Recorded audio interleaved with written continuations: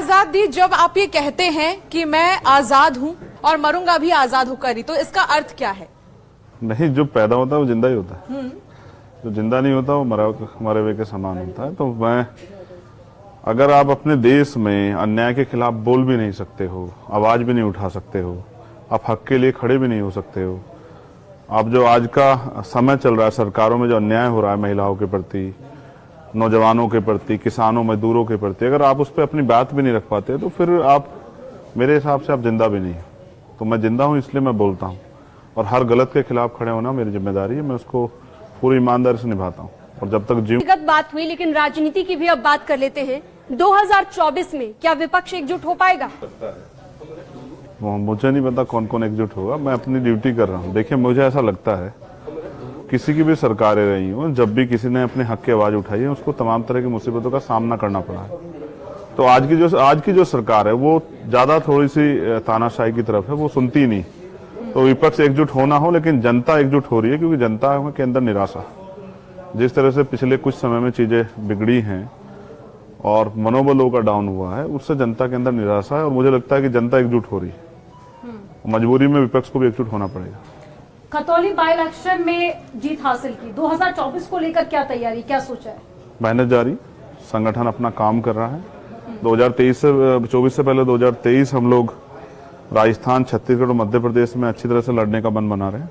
हमारी तैयारियां चल रही है, बूथ की कमेटियां बन गई है, सेक्टर कमेटियां बन गई हैं, जो हमारे मुद्दे उनको लेके गांव में मीटिंग हो रही है, साइकिल यात्राएं निकल रही हैं, तो हम मजबूती से लड़ेंगे। अच्छा चंद्रशेखर जी, बीजेपी ये कहती है कि विपक्ष जो है तुष्टीकरण की राजनीति करता है, तो आप क्या समझते हैं इसे? देखिए, कोई तुष्टीकरण नहीं। मैं समझता हूं कि बीजेपी जो काम कर रही है, उनके नेताओं के जो कथनी करनी है, उनको हमको जानना चाहिए। तो जाति, धर्म, संप्रदाय के आधार पर तुष्टीकरण बीजेपी की सरकार कर रही है। ये उत्तर प्रदेश में आप देख सकते हो, पिछले 5 साल की सरकार है, 17 से 22, एक भी डीजीपी जो है या प्रमुख सचिव वो SC ST OBC का नहीं रहा है। आज यूपी में 4 स्टेट की कर्सी के विधान है। आपको लगता है कि जो माइनॉरिटी है उनके साथ सही नहीं हो रहा? 5वां सेंटर का है, 5 में एक भी जो है उनके कुलपति वो वंचित वर्गों के नहीं है। देखो, हिस्सेदारी की बात है ना, सामाजिक न्याय कैसे होगा? तुष्टीकरण किसे कहते हैं? तुष्टीकरण ये है कि जब आप भेदभाव करते हो, तो बीजेपी की सरकार भेदभाव कर रही है। आप ये देखो, किसान, यहाँ जहां मैं आया हूँ, यहाँ एक धरना है, किसान बैठे अपनी मांगों को लेकर। आपने 20 दिन से ज्यादा हो गया, 29 किसान जेल भेज रखे हैं, तो आपको जवाब तो देना पड़ेगा ना। तो माइनॉरिटी के साथ नहीं, सभी के साथ हो रहा है, शेड्यूल कास्ट के, शेड्यूल ट्राइब के, बैकवर्ड के, महिलाओं के, नौजवानों के, सबके साथ हो रहा है। कहाँ है रोजगार? अच्छा, जयंत चौधरी या अखिलेश यादव, किससे बनती है आपकी ज्यादा? नहीं, मेरी तो सभी से बनती है। मेरी मुख्यमंत्री से भी कोई झगड़ा नहीं है, मेरी किसी से कोई झगड़ा ही नहीं। मैं अपने काम को कर रहा हूँ और मैं अपने काम को जिम्मेदारी से कर रहा हूँ। लेकिन आने वाले वक्त में राजनीति में अगर किसी एक पार्टी के साथ आपको गठबंधन करना पड़े या जरूरत पड़े, तो किससे बनती है ज्यादा, अखिलेश यादव या जयंत चौधरी? नहीं, दोनों ही अच्छे प्यारे भाई हैं, दोनों ही अपना काम कर रहे हैं, अपनी पार्टी को आगे बढ़ा रहे हैं। और ये पार्टी का फैसला, मैं इस पे आज यहाँ खड़ा कुछ कह दूं, ये सही नहीं है। ये पार्टी पॉलिसी का मैटर है, जिससे भी अलायंस होगा और जैसे भी अलायंस होगा, ये तो आप लोगों के माध्यम से सबके बीच में जाएगा। आपके प्लेटफॉर्म बड़े हैं, जनता उसको बड़ी मजबूती सुनती है। हमारी सारी लड़ाई विचारधारा की है और उसके साथ हमारे बुनियादी मुद्दे हैं। तो जिनसे हमारे बुनियादी मुद्दों पे चर्चा हो जाएगी और वो हमारे मुद्दों को उठाने का काम करेंगे। वो सरकार बन भी जाए जो हमारे मुद्दों पे ना करे, जो हमारी मांगों को मांग ना समझे, जो उनको इग्नोर कर दे, तो क्या फायदा है? लेकिन जो विचारधारा की आप बात कर रहे हैं, वही विचारधारा की बात तो बसपा कर रही है, समाजवादी पार्टी कर रही है, फिर जनता आपको वोट क्यों दे? नहीं, कर तो बहुत सब लोग रहे, लेकिन कथनी करनी में अंतर है ना। तो अगर कथनी करनी में अंतर ना हो तो जनता भी इस बात को महसूस कर रही है। बेसिकली मेरा काम है जनता के बीच जाना। मैं किसी रानी का बेटा तो हूं नहीं। एक गांव के एक गरीब घर से जो है संघर्ष करके यहाँ तक पहुंचा। पिताजी प्राइमरी स्कूल में हेडमास्टर थे और माँ हाउसवाइफ थी। तो मैंने गरीबी और बुनियादी सुविधाओं का अभाव मैंने देखा, और आज भी जनता उसी में त्रस्त है।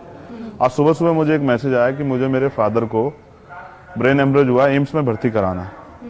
अब देखो, अगर कोई अपने पिता को बचाना चाहता है, मैं ये आपको आज की घटना बता रहा हूँ मुजफ्फरनगर से, मैं नाम भी बता सकता हूँ इसके स्पष्टीकरण के लिए, जिनके फादर की विकास है, वो बच्चा हमारा वर्कर है पार्टी का। तो मुझे पता है कि आप एम्स में भर्ती नहीं करा सकते, जबकि एम्स जैसे बहुत सारे हॉस्पिटलों की जरूरत है कि ऐसी सुविधाएं मिले। तो जो बुनियादी सुविधाएं गरीबों को नहीं मिल रही है, उसकी जिम्मेदार सरकार है। तो मेरा सवाल सरकार से हमेशा रहेगा। तो विचारधारा की जो बात करते हैं उनको ये सोचना चाहिए इन वर्गों का हित कैसे होगा। अच्छा चंद्रशेखर जी, आपने कहा फैमिली के बारे में, आप पश्चिम से आते हैं जी। और मायावती का पश्चिम में एक अच्छा वोट बैंक भी है, जी। तो आपको साथ जाने में मायावती के क्या दिक्कत? मुझे कोई दिक्कत नहीं है। हाँ। आप बात करा दीजिए, अगर आपकी बात होती है, आपके यहाँ जो हेड उनकी आपसे बात बात होती नहीं है, हो रही उनकी? मेरी नहीं होती। मैं झूठ बोलता नहीं हूँ। साथ में रिश्ता कैसा है आपका? बहुत अच्छा है, जैसा आप बहनों के साथ है ऐसे उनके साथ है। हमारे यहाँ सिखाया गया कि कभी भी माता बहनों के साथ कभी वो गुस्सा भी कर जाएं तो गुस्सा नहीं करना है, और अगर वो कुछ कह भी दे तो उनकी बात को सुन लेना है। तो भविष्य में कोई संभावना है? बहुत संभावना है। मैं तो हमेशा कहता हूँ कि वो हमारी बड़ी। लेकिन जो आपकी पार्टी है एएसपी, क्या इसका रोल राजनीति में हम सिर्फ एक सहयोगी पार्टी भर का देखेंगे या आगे भी कुछ प्लानिंग है आपकी? हाँ, ये बड़ा अच्छा सवाल है। देखिए, हमने शुरुआत की है अभी, और जो लोग पहले से कहीं ना कहीं किसी पार्टी के साथ एडजस्ट हैं, किसी को वोट दे रहे हैं, वो इतनी आसानी से नहीं छोड़ेंगे। मैं ये कह दूं एक दिन में सब बदल जाएगा, ऐसा नहीं होता है। एक दिन में तो बच्चा जो पैदा हो जाता है वो एक साल में वो पैरों पे चलना भी नहीं सीख पाता है, बोलना भी नहीं सीख पाता, समय लगता है सब चीजों में। भारतीय राजनीति बड़ी कठिन है, कई तरह के स्वरूप हैं इसके। तो अभी लोगों को हमने अपनी बात पहुंचाई है, अभी लोगों तक बात डिलीवर हो रही है, लोग उसको सुन रहे हैं, फिर उसको समझेंगे, एक समय विश्वास करेंगे, और जिस दिन विश्वास करेंगे फिर ऐसे जुड़ेंगे, फिर हटेंगे भी नहीं, क्योंकि हम कुछ गलत करने ही नहीं वाले हैं। मैं पश्चिम से आता हूं, मैं एक बात और कंफर्म कर दूं, हमारी ये मांग है जिस पे अभी कोई चर्चा नहीं कर रहा है। पश्चिम एक बड़ा प्रदेश है, यूपी का पश्चिम एक बड़ा हिस्सा है। तो जब तक अगर हम इसको यूपी को विकास के एजेंडे पे ले जाना चाहते हैं, तो जब तक ये डिवाइड नहीं होगा, यूपी 2 से 3 हिस्सों में नहीं बनेगा, तब तक नहीं बात बनेगी। 403 विधानसभा, अगर मुख्यमंत्री एक विधानसभा में एक दिन जाए तो 403 दिन लगते हैं, एक साल बाद नंबर आता है, ऐसे कैसे प्रोग्रेस हो जाएगी? तो मैं समझता हूँ अभी यूपी को सही समय है, उसके 3 या 4 हिस्से करने चाहिए, जिससे कि आम आदमी तक आसानी तक सुविधा पहुंचे। 16-16, 18-18 लाख की कॉन्स्टिट्यूंसी है पार्लियामेंट की। एक मेंबर ऑफ पार्लियामेंट 3 साल में या 5 साल में भी 18 लाख लोगों से नहीं मिल सकता है। तो जब आप अपने नेता से अपनी बातें नहीं कह सकते तो वो आपकी समस्या कैसे हल कर देगा? इसलिए इसको छोटा करना चाहिए, एक अलग स्टेट बने, पश्चिम स्टेट। यहाँ किसानों का बहुत बड़ी समस्याएं हैं, यहाँ से लोग उत्तराखंड जाते हैं रोजगार के लिए, दिल्ली आते हैं रोजगार के लिए। इन समस्या पे काम होना चाहिए, हाईकोर्ट मेरठ आ जाना चाहिए, राजधानी हमारी मेरठ बननी चाहिए। तो मुझे लगता है बहुत फायदा होगा, जनता का फायदा होगा। राजनीति का असल उद्देश्य यही तो है ना, सरकार को, जनता को रिलीफ मिले। कहाँ रिलीफ है? आप ट्रेन पकड़ के जाओगे इलाहाबाद हाईकोर्ट में, और फिर अगर वहां डेट किसी वजह से कैंसिल होगी तो फिर वापस आओगे, फिर जाओ। कहाँ जनता पे इतना पैसा? सरकार पैसा थोड़ा ही दे रही है, अवसर भी नहीं दे रही, एजुकेशन के बजट कम हो रहे हैं। ठीक है। तो मैं समझता हूँ पश्चिम प्रदेश अलग बने तो पश्चिम में विकास की गंगा जो है वो आगे बढ़ सकती है। अच्छा, परिवारवाद शब्द तो आपने बहुत सुना होगा। बहुत सुना है। कौन कर रहा है परिवारवाद? ये तो सभी कर रहे हैं। कोई एक राजनीतिक दल बताओ जिसमें ना, आप बताओ, मैं जवाब दे दूंगा। मैं तो आप बताइए ना, आप सब है, सब जगह पे है। देखिए, जो लोग 24 घंटे 7 दिन राजनीति कर रहे हैं, उनके बच्चे भी अगर राजनीति कर लेते हैं, उनकी इच्छा है, तो मैं इसको बुरा नहीं मानता। लेकिन मैं मानता हूं कि उसके लिए कम से कम उनको संघर्ष का रास्ता भी इख्तियार करना चाहिए। तो अगर भविष्य में मुझसे कोई कहे, जैसे मैंने अपनी फैमिली से कहा कि भाई आप लोगों को दूर रहना चाहिए, क्योंकि एक आदमी कर तो रहा, अगर आप सेवा भावना से कर रहे हैं तो एक ही आदमी बहुत है, बाकी लोग घर चला लें। तो अगर आप राजनीति करना चाहते हैं फिर आपको इसको सीखना चाहिए। यूनिफॉर्म सिविल कोड को लेकर आप क्या कहेंगे? क्योंकि अगर देश एक है तो कानून एक क्यों नहीं? हाँ बिल्कुल, मैं सहमत हूँ, लेकिन बहुत सारी चीजें हैं ना, हम कॉन्स्टिट्यूशन को हमें इसमें ऐड करना चाहिए। तो यहाँ अलग अलग धर्म है, जैसे बौद्धिस्टों की अलग मान्यता है। संविधान के अनुच्छेद 44 पे इसका जिक्र है, तो आप संविधान को अगर मानते हैं तो इस पर हामी क्यों नहीं? संविधान में आर्टिकल 25-26 में धार्मिक स्वतंत्रता भी है, वहीं हिंदू लॉ और मुस्लिम लॉ भी है, हिंदू मैरिज एक्ट, मुस्लिम मैरिज एक्ट भी है। ये सब चीजें हैं। मैं फिर कह रहा हूँ, होना चाहिए, बहुत सारी चीजें होनी चाहिए कि सब लोग के लिए कॉन्स्टिट्यूशन पहले हो। लेकिन आप बताओ, इसकी राह में सबसे बड़ा रोड़ा तो बीजेपी है।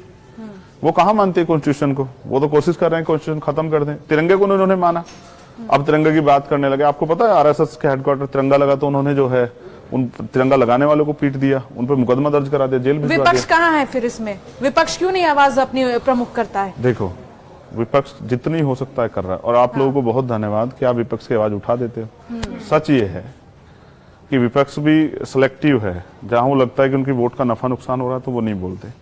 कई बार ऐसा, मैं समझता हूँ ये लोकतंत्र के लिए खतरनाक है। अगर आप अन्याय को अन्याय नहीं करोगे, उसको जाति धर्म के चश्मे देखोगे तो खराब हो जाएगा। तो मैं समझता हूँ जैसे अन्याय किसी के साथ हुआ तो सबको बोलना चाहिए। क्या आपकी पार्टी भी नफा नुकसान देखकर आगे बढ़ती है? कभी नहीं बढ़ती है। हमें नफा, अच्छा हम राजनीति में नफा नुकसान के लिए आए नहीं है। मैं समझता हूँ जब सब लोग बंद हैं, सब लोगों के मुंह पे ताल लगे तो हमें तो सवाल करना पड़ेगा। लोकतंत्र को, कॉन्स्टिट्यूशन के वैल्यू को तो जिंदा रखना पड़ेगा। तो ऐसे बहुत सारे मामले हैं। चलिए आगे बढ़ते हैं, माफियाओं की बात कर लेते हैं। माफियाओं को मिट्टी में मिलाया जा रहा है, इस पर क्या कहेंगे आप? हाँ, एक माफिया तो अभी जिनको इतना लंबे का समय का टाइम दिया कि भाई आराम से सेटल कर लो, डरा दो परिवार को, धमका दो परिवार से, किस तरह से जो है बातचीत कर लो, सेटिंग कर लो कि आपकी जान बच जाए। कौन से माफियाओं की बात कर रही है? आपने इसे आप भय की नाम गिनाओ। राजनीति, आपने इसे भय की राजनीति नाम दिया, लेकिन आपको नहीं लगता कि कानून व्यवस्था बेहतर हुई है पहले से? बहुत यूपी में? बेहतर हुई है। अब ये आपको अगर जानकारी हो, इतनी बेहतर हुई है कि अब पुलिस ही चांदी लूटने लगी है। अब 50 किलो चांदी पुलिस ही लूट लेगी, बताओ। और तरह के मामले पहले पुलिस भी अपहरण में है, एक आईपीएस अपहरण में, और वो फिरौती मांग रहे हैं। और अभी अभी मैं फिर कह रहा हूं, जो अच्छा काम होगा उसका हम लोग समर्थन करेंगे। अच्छा, राजनीति लेकिन में अगर एंटी- उसके नाम हाँ। पे अपने विरोधियों को, विपक्ष के लोगों को डराना धमकाना, उन पर मकान बुलडोल चलाना, अगर इसको आप कानून व्यवस्था कहते हैं तो मैं इस बात को कानून लेकिन व्यवस्था नहीं मानता। धर्मांतरण और लव जिहाद के मामले भी तो बढ़ते जा रहे हैं। अब बात अगर यहाँ पर मामलों की हो रही है तो इस पर आपका क्या सोचना है? गलत है। अगर कोई किसी बैड इंटेंशन से किसी का धर्मांतरण कराए, धर्मांतरण तो बिल्कुल गलत है, मैं इसका समर्थन नहीं करता। लेकिन अगर लव जिहाद की बात आप करें, अगर कोई बैड इंटेंशन से कोई ऐसा काम कर रहा है, उस पर सख्त कार्रवाई। लेकिन अगर